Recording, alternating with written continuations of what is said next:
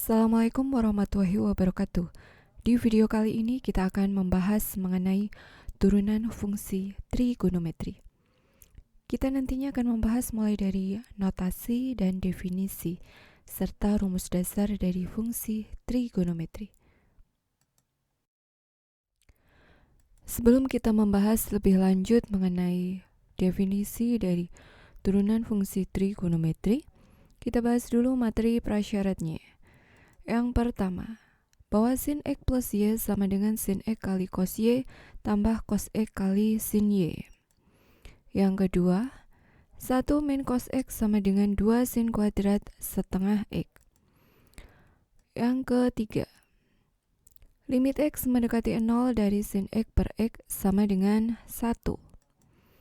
Yang keempat, limit X mendekati 0 dari 1 min cos X per X sama dengan limit X mendekati 0, 2 sin kuadrat setengah X per X, nilainya sama dengan 0. Kali ini kita masuk ke notasinya.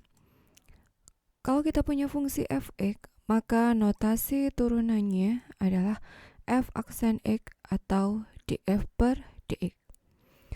Selain itu, yang perlu kalian ingat, turunan juga sering juga disebut dengan diferensial. Sekarang kita masuk ke definisi turunan. Misalkan fungsi y sama dengan fx terdefinisi untuk setiap nilai x dalam daerah asal.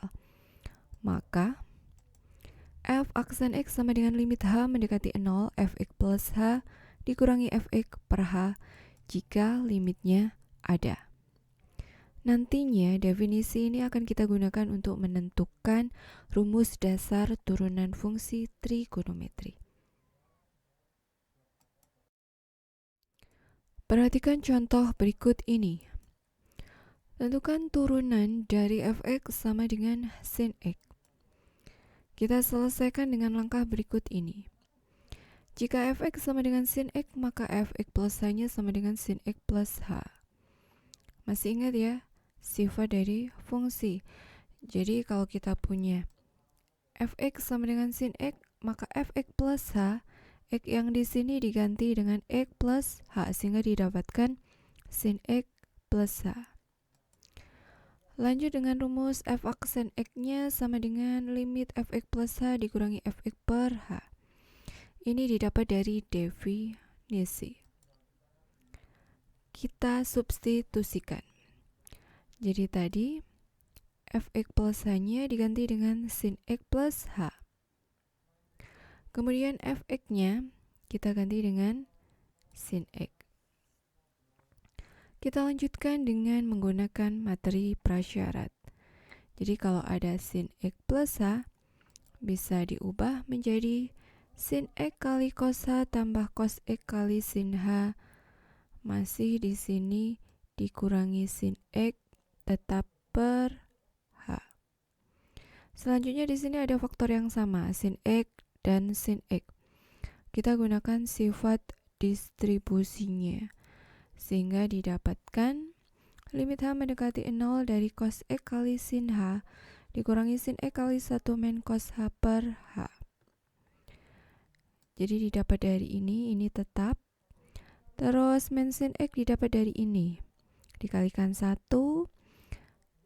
min cos h, cos h-nya didapat dari sini, sin x kali cos h per h. Selanjutnya kita gunakan sifat limitnya. Jadi ini bentuk pecahan, maka bisa kita pisahkan antara suku yang pertama dengan yang kedua.